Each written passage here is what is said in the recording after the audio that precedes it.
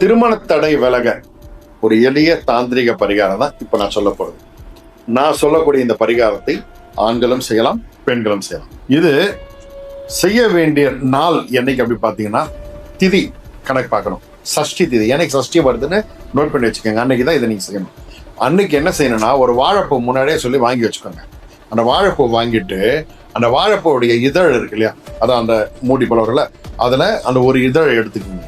எடுத்துட்டு அதுல பெண்கள் 3 குண்டு மஞ்சள் கிழங்கு, குண்டு மஞ்சள் இருக்குல்ல, அது 3 பீஸ் எடுத்து உள்ள வைக்கணும். ஆண்கள்னா கொட்டைப்பாக்கு 3, அதை உடையாத முழு பாக்கு இருக்கும், நாட்டு மருந்து கடையில் கிடைக்கும். 3 கொட்டைப்பாக்கு வச்சுட்டு அதை அப்படியே உருண்டையா சுத்திட்டு என்ன பண்ணணும்னா, அந்த நார் இருக்கு இல்லையா, ஓகே, வாழை நார், அந்த வாழை நாரை வச்சு நல்லா சுத்தி ஒரு முடி போட்டு கட்டிடுங்க. அதை கட்டிட்டு அதை என்ன பண்ணணும்னா, இந்த வாழை மரத்தில் அந்த கொலை விடுது இல்லையா, அந்த இடத்துல போய் இதை கட்டிடணும். ஓகேங்களா?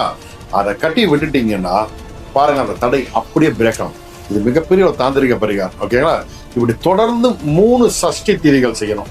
சஷ்டி திதி மாசம் கூட நோட் பண்ணி, டைம் நோட் பண்ணி வச்சுக்கணும். அந்த திதி அன்னைக்கு தான் இது செய்யணும். 3 முறை செய்யுங்க. கண்டிப்பாக திருமணம் ஃபிக்ஸ் ஆகும். நல்ல வரனோட. சாய்ராம்.